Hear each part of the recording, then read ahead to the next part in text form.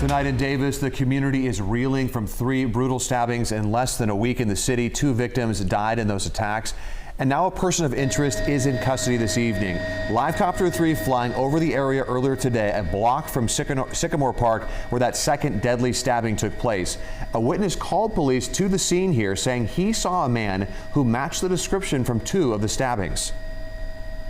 I'm hoping that this is the person and that Davis can kind of be done with this and that we are safe again as someone who works close with children.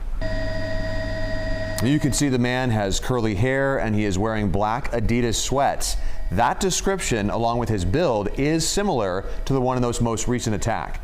But it also should be noted police have detained other people of interest during their investigation thus far. As of right now, police have not said that this man is under arrest, and the investigation is very much still active. People across Davis have been on edge since Thursday when this started. As of last night, the university moved night classes online, and some Davis businesses closed early so that people wouldn't have to be out after dark. It was Thursday that David Bro's body was found in Central Park. Detectives aren't sure exactly when he was killed, and in that case, there were no witnesses. Saturday night, 20-year-old UC Davis student Kareem Abu Najm was found dead at Sycamore Park. A witness there was able to give a vague description to police. Then Monday night, a 64-year-old woman was stabbed at a homeless camp off of 2nd and L Streets. She is still in the hospital tonight and was able to give a vague description of her attacker, and a few other people nearby the attack scene also talk with police. So we want to go out now to KCRA3's Orko Manna. He's live for us outside of police headquarters. Orko, what can you tell us about this latest development?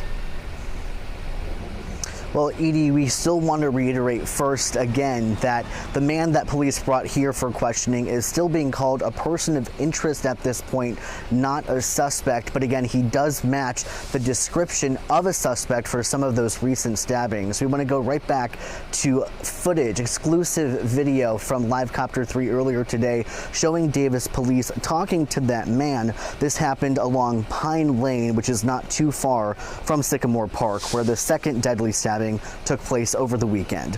The person of interest is then put into a squad car, and Live Copter 3 shows officers driving him to the Davis Police Headquarters building. Officers then bring the man from the police vehicle into the police station for questioning. It is important to note that he was not in handcuffs. KCRA3 spoke to a man who says he reported that person of interest after he saw him act suspicious near Sycamore Park. I had been over there laying some flowers and writing a note, and I was trying to be aware of my surroundings when I saw an individual with the same outfit as described walking over one of the hills towards the park.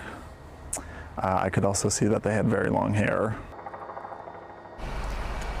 Again, police were called mostly because the person of interest matched the suspect description, but as of right now, police are still not saying that he is a suspect. And we have reached out to Davis Police multiple times to get an update on where things stand right now. We don't know if that person of interest is still being questioned tonight, if that person of interest has been arrested as a suspect, or if they've been let go. So again, we are trying to get that information. And again, we do want to point out once again that this is not the first person of interest that Davis police have talked to in the course of their investigation over the past few days. We know they've at least talked to a few more. Reporting live in Davis tonight, Orko Manna, KCRA 3 News. Orko, thank you. And of course, we are continuing to follow this case. We know there are a lot of people really waiting for developments and waiting for more concrete information. Download the KCRA 3 app for breaking news alerts on the latest developments in this investigation.